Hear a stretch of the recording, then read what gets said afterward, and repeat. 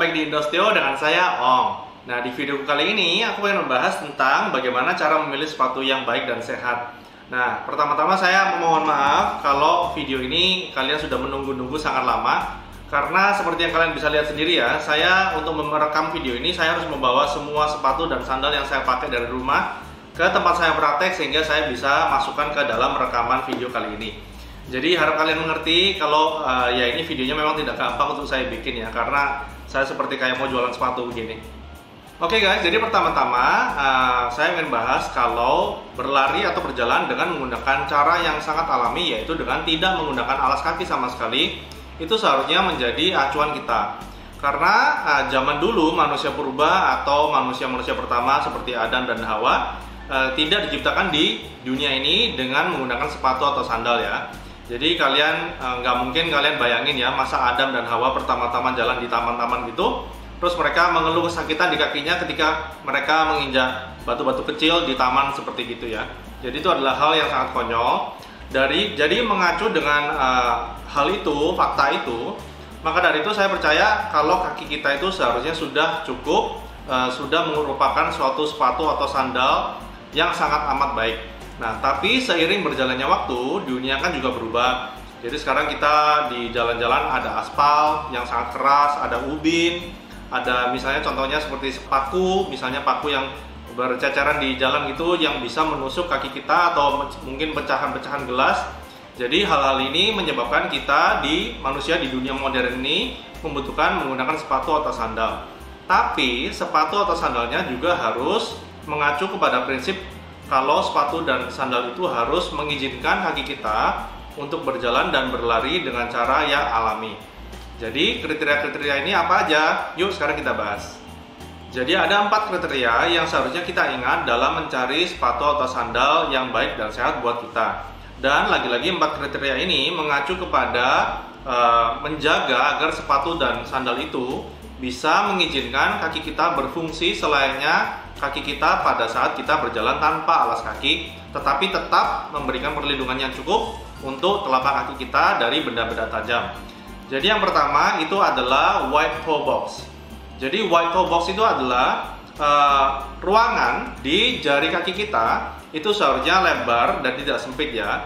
Karena memang saya tahu kalau misalnya kakinya sepatunya modelnya lebar di depan itu kelihatannya jelek. Tapi ya ini bentuk alami dari kaki kita, yaitu sempit di bagian tumit dan semakin melebar di jari kaki kita. Kalau kalian tidak percaya, silakan kalian lihat model-model kaki dari anak-anak kecil atau bayi. Dan pasti model-model kakinya seperti itu, yaitu yang narrow atau sempit di bagian heel, di bagian tumitnya, dan melebar ketika sampai ke bagian jari kaki. Jadi itu prinsip pertama, wide toe box ya. Prinsip kedua, ketiga, dan keempat ini mengacu kepada sole. Jadi prinsip kedua adalah sole yang tipis. Jadi sole yang tipis ini mengizinkan kaki kita ketika kita menggunakan sepatu atau sandal tersebut, itu kita masih bisa merasakan permukaan lantai atau tanah di mana kita sedang menapak. Jadi kita bisa merasakan permukaan kita yang sedang kita tapak itu, kita mendapatkan sensory feedback. Sensory feedback itu bahasa Indonesia seperti feedback dari permukaan tanah itu, jadi kita bisa merasakan sehingga hal itu bisa menjaga keseimbangan badan kita. Karena ketika kita berjalan atau berlari, itu kita membutuhkan untuk bisa merasakan permukaan kita supaya kita bisa menjaga keseimbangan badan kita. Itu yang kedua ya. Prinsip yang ketiga itu sole yang rata. Jadi ketebalan sole di bawah tumit dan di bawah jari kaki kita itu harusnya sama dan tidak ada perbedaan.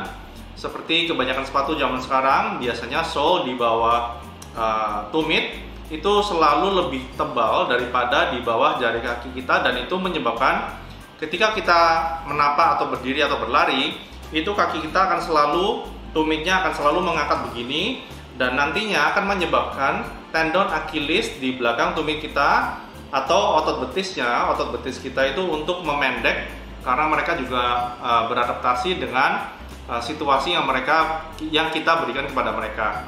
Dan lama-lama kalau tendon Achilles atau otot betisnya sudah mulai memendek, mulai mengeras atau kencang gitu ya ototnya, itu akan menyebabkan masalah ketika kita sedang berolahraga seperti lari, atau mungkin kita di rumah berjalan tanpa alas kaki atau sandal jepit yang ketebalan solnya rata, itu nantinya akan menyebabkan problem bagi tendon Achilles yang sudah kadung kencang.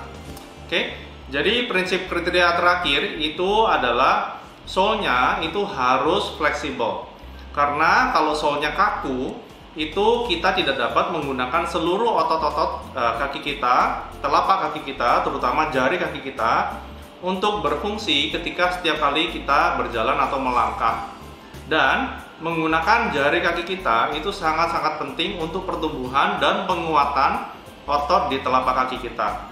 Karena kalau otot-otot di telapak kaki kita itu melemah, ya nantinya telapak kaki kita akan cenderung mengalami masalah seperti misalnya plantar fasciitis, sakit di tumit kaki kita, atau nanti kalau misalnya ototnya sangat lemah dan tidak pernah dilatih, lama-lama kaki kita akan menjadi rata. Dan jadi yaitu penjelasan semua ini mengenai kaki rata dan sakit tumit itu saya sudah pernah bahas di videoku yang sebelumnya yang akan aku taruh di sini. Jadi kalau kalian ingin tahu lebih lanjut soal kaki sakit di tumit atau kaki rata, silahkan kalian cek videoku yang sebelumnya. Oke, jadi itu semua kriteria 4 kriteria dari sepatu atau sandal yang baik. Nah, sekarang aku akan tunjukin kalian contoh-contoh sepatu yang nggak benar itu seperti apa, yang nggak baik itu seperti apa, dan yang baik itu seperti apa. Oke guys, jadi pertama-tama aku tunjukin dulu sepatu yang salah, yang nggak benar, yang tidak begitu alami untuk kaki kita itu seperti apa ya. Jadi ini saya mau tunjukin pakai sepatu-sepatu saya yang dulu saya pakai, cuman sekarang saya udah nggak pernah pakai lagi. Jadi udah ya saya simpen di gudang aja nganggur gitu ya. Jadi pertama-tama saya tunjukin sepatu olahraga saya dulu ya. Jadi by the way ini klarifikasi ya. Semua sepatu yang saya tunjukin ini itu semuanya saya beli, tidak ada yang di endorse siapapun. Kalau mau ada yang endorse sepatu yang bagus ya boleh sih, saya terima aja dengan senang hati. Cuman di video kali ini saya nggak jualan sepatu, saya nggak ada yang di endorse satu merek sepatu nggak ada, semuanya saya beli pakai duit saya sendiri. Oke, jadi yang pertama-tama ini sepatu olahraga saya dulu yang saya udah nggak pakai lagi ya. Jadi kita bisa lihat pertama-tama mulai dari toe box-nya atau ruang bagi jari kaki saya ya. Itu kalian bisa lihat di kamera sini ya, di videonya kalian bisa lihat kalau ini modelnya mengerucut seperti ini di depan, dan ini lagi-lagi akan membuat jari kaki saya mengerucut seperti ini. Dan ini masih nggak terlalu parah ya. Sebenarnya banyak sih sepatu yang saya tahu yang lebih parah dari ini. Contohnya seperti high heels atau sepatu hak tinggi di banyak wanita ya yang pakai gitu. Itu sangat-sangat tidak saya anjurkan karena yaitu jadi pada zaman dulu di budaya Chinese itu ada budaya mengikat kaki sehingga kakinya para wanita Chinese zaman dulu itu bisa mengerucut seperti ini.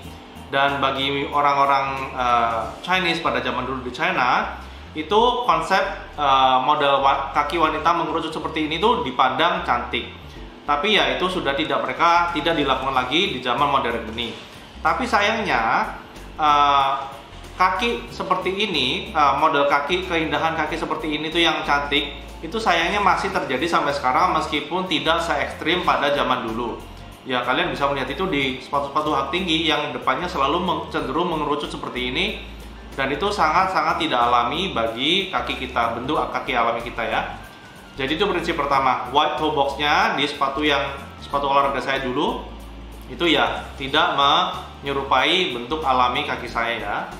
Dan ini kalau sepatu saya dulu yang pakai buat kerja itu juga sama, toe box-nya mengecil di bagian depan seperti ini.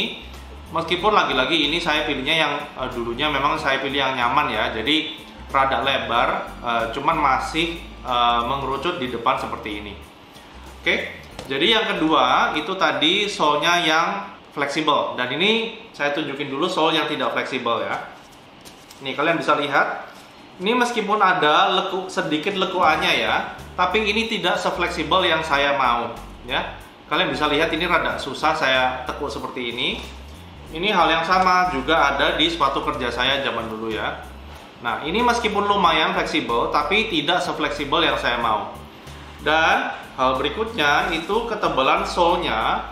Seperti yang kalian bisa lihat, ini sole di bawah tumit saya dan di bawah jari kaki itu ketebalannya berbeda. Jadi ini lebih tebal, ini lebih tipis, dan lagi-lagi itu akan menyebabkan tendon Achilles di belakang tumit saya, belakang kaki saya, atau di otot betis saya itu nantinya akan bisa beradaptasi dan memendek dan menimbulkan masalah.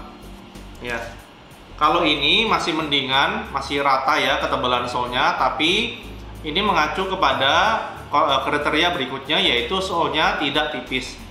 Jadi kalian bisa lihat di sini ya, itu sole-nya ya ada ketebalannya, jadi saya tidak akan bisa merasakan permukaan yang saya sedang tapaki itu. Apalagi sepatu olahraga saya. Nah, tebal seperti ini bagaimana bisa merasakan permukaan yang saya sedang menapaki itu ya. Oke, jadi ini contoh-contoh sepatu yang tidak baik, yang kurang baik ya. Apalagi saya tahu zaman sekarang itu ada lagi sedang tren sepatu-sepatu yang atau sandal ya, tepatnya sandal yang di permukaannya itu sudah ada semacam insole-nya. Jadi ada arch support atau yang empuk-empuk gitu-gitu. Jadi itu akan mengkondisikan kaki kita terlalu sering bergantung kepada support-support semacam ini, yang nantinya akan menyebabkan otot-otot di telapak kaki kita melemah. Kalau otot-ototnya sudah melemah, ya kalian tahu sendiri ya, nanti pasti suka sakit, gampang cedera, gampang sakit. Jadinya maka itu kita butuh sole yang memandirikan kaki kita sehingga kaki kita bisa menguat dan menjadi mandiri. Tapi ya proses penguatan itu selalu butuh waktu, butuh proses ya. Tidak bisa kalian pakai sepatu yang saya akan anjurkan ini dan berharap dalam 2 hari kaki kalian sudah menguat, itu nggak mungkin. Orang mau bodybuilding atau melatih otot aja butuh waktu, ya sama halnya dengan melatih otot-otot di kaki. Jadi sebelum kalian transisi ke sepatu-sepatu atau sandal yang saya rekomendasi ini, kalian harus tahu kalau masa transisi ini butuh proses, butuh waktu. Dan dari pengalaman pribadi, sewaktu saya transisi ke sepatu-sepatu yang bagus ini, yang namanya ini tipenya barefoot shoes atau barefoot sandals, dan sampai sekarang sayangnya masih belum ada sepatu atau sandal barefoot buatan lokal ya. Jadi ya sebelum kalian mencoba transisi ke sepatu barefoot ini, saya saran kalian hanya memakai sepatu dan sandal ini dengan menggunakan teknik jalan atau lari yang benar. Dan gimana cara lari atau jalan yang benar, itu akan saya taruh di video yang sudah saya bikin sebelumnya di sini. Jadi kalian pelajarin dulu, dan kalian juga harus menyiapkan beberapa waktu, kira-kira sekitar 2 atau 3 bulan untuk masa transisi, sehingga otot di telapak kaki kalian itu sudah menguat dulu sebelum kalian mulai berlari menggunakan sepatu atau sandal ini. Jadi kalau dari pengalaman pribadi sih, saya dulu butuh waktu kira-kira sekitar 1 bulan sampai saya bisa jalan kaki menggunakan sepatu ini, sepatu barefoot dengan nyaman dan tidak ada sakitnya. Soalnya ya saya juga dulunya seperti kebanyakan orang ya, pakai sepatunya seperti ini yang tebal-tebal. Ini juga jadinya ya saya terbiasa, otot telapak kaki saya terbiasa dimanja sampai akhirnya melemah. Jadi kalau jalan secara alami tidak menggunakan alas kaki itu terlalu lama, ya kakinya sakit. Jadinya ya makanya itu butuh proses. Oke? Jadi yang pertama saya tunjukin sendal saya. Jadi sendal yang saya pakai itu modelnya seperti ini guys. Jadi again, lagi-lagi ini tidak di endorse ya. Ini mereknya, semua sepatu barefoot yang saya pakai itu mereknya Vivo Barefoot, termasuk sandal ini ya. Jadi ini sandal Vivo Barefoot. Kalian bisa lihat di kamera ya, ini betapa tipisnya sole dari sandal ini ya. Dan kalian juga bisa lihat ketebalan sole di bawah tumit dan di bawah jari kaki saya itu sama, rata ya. Dan ketiga, soal fleksibilitas. Ini kalian lihat ya. Ini saya bisa lempit, lengkuk selayaknya kaos kaki seperti ini. Nah, jadi kalian bisa lihat ya. Nah, jadi ini yang saya maksud dengan sole yang fleksibel ya. Jadi harus fleksibel ini sehingga telapak kaki saya dapat bekerja secara mandiri dan dipaksa bekerja secara mandiri ya, termasuk jari-jari kaki saya. Dan yang terakhir itu adalah toe box wide. Ya, of course tentu saja ini toe boxnya sangat lebar karena sandal jepit ya. Jadi tidak ada yang menghimpit jari kaki saya. Ini dari sandalnya. Jadi wide toe box, soalnya fleksibel, rata, dan juga tipis. Oke, itu sandal. Nah, kalau sepatu olahraga saya yang saya pakai itu lagi-lagi, ya ini bukan iklan, ini saya nggak di endorse, ini lagi-lagi dari Vivo Barefoot. Oke, jadi yang pertama-tama sama kayak tadi. Jadi pertama-tama ini toe boxnya itu wide, jadi lebar ya. Jadi ini menyesuaikan dengan bentuk kaki alami saya. Yang kedua, solnya tipis. Ini solnya juga, ya kalian susah lihat ya di kamera ini, tapi ini solnya sangat tipis. Jadi saya setiap kali berjalan menggunakan sepatu ini, saya masih bisa merasakan tanah atau permukaan yang saya tapaki. Yang ketiga, itu ketebalan solnya rata, mulai dari bawah tumit sampai dari bawah tumit sampai ke jari kaki. Dan yang terakhir lagi-lagi, ini juga bisa saya lempit seperti kaos kaki seperti ini ya. Nah, jadi ini tes yang lumayan gampang kalian bisa lakukan untuk mengetahui apakah sepatu itu solnya fleksibel atau enggak. Oke, jadi ini sepatu olahraga saya, dan untuk sepatu kerja saya ini saya sedang pakai, saya copot ya. Oke, jadi ini sepatu kerja saya lagi-lagi dari Vivo Barefoot. Nah, again, lagi-lagi ini bukan iklan ya. Ini permukaannya, solnya. Jadi seperti yang kalian bisa lihat, lagi-lagi ini wide toe box ya. Jadi ruang bagi jari kaki saya itu sangat lebar, tidak mengerucut dan memberikan ruang untuk kaki saya bisa dijaga kealamian dari bentuknya. Yang kedua, itu solnya, lagi-lagi solnya tipis ya. Kalian bisa lihat ketipisannya, kayaknya nggak terlalu bisa ya. Jadi ini setiap kali saya memakai sepatu ini, saya masih bisa merasakan permukaan di tanah yang saya tapaki itu, dan ketebalan solnya rata, dan juga lagi-lagi ini gampang sekali untuk saya lipat seperti layaknya kaos kaki. Nah, seperti ini ya. Oke, jadi ini sepatu kerja saya. Dan kalau di rumah itu kan, ya di rumah itu ya saya bisa rekomendasikan kalian tidak pakai alas kaki, atau misalnya kalau kalian takut kotor kakinya waktu di rumah, kalian bisa menggunakan kaos kaki, terutama kaos kaki yang bawahnya ada kayak karetnya gitu, jadi supaya tidak licin. Atau kalau saya pribadi, saya suka menggunakan sandal refleksi untuk di rumah. Dan lagi-lagi ini bukan iklan ya, ini sandal yang saya pakai, sandal refleksi dari mana nih? Dari Waki. Tapi ya ini saya nggak terlalu rekomendasi sih, soalnya ini pentol-pentolnya sudah gampang rusak. Jadi kaki saya ini saking kuatnya, sampai pentol-pentolnya ini ya mulai mencong-mencong ke kanan kiri gini, seperti yang kalian bisa lihat ya. Ini pentol-pentolnya mulai mencong-mencong, jadi kalah sama kaki saya. Terus ada yang pentolnya sudah hilang juga, soalnya copot. Jadi ya saya mulai mikir-mikir mau beli sandal refleksi yang terbuat dari kayu lebih kuat lagi. Cuman ya lagi-lagi ini untuk saya bisa memakai ini dengan nyaman. Jadi sebelum saya mulai pakai sandal ini di rumah, itu saya sudah pakai sepatu atau sandal barefoot ini selama kurang lebih setahun lebih. Lalu waktu di rumah saya baru setelah setahun lebih itu mulai mencoba menggunakan sandal refleksi ini. Dan itu saya butuh waktu 3 hari aja untuk saya bisa transisi dan bisa berjalan atau berlari menggunakan sandal refleksi ini dengan tidak sakit sama sekali. Jadi ya itu butuh waktu ya, proses penyesuaian. Jadi lagi-lagi ini ya saya kalau pakai sandal ini ya bisa jalan, bisa lari, no problem, nggak ada sakitnya sama sekali karena kaki saya sudah sangat-sangat terkondisikan. Otot-otot telapak kakinya juga sangat kuat untuk bisa berjalan atau berlari dengan ada pentol-pentol seperti ini. Jadi sekarang kalau saya jalan di taman di atas batu-batu kerikil gitu ya sudah nggak apa-apa, nggak ada sakitnya gitu. Oke, jadi itu sandal yang saya bisa rekomendasi untuk kalian pakai di rumah.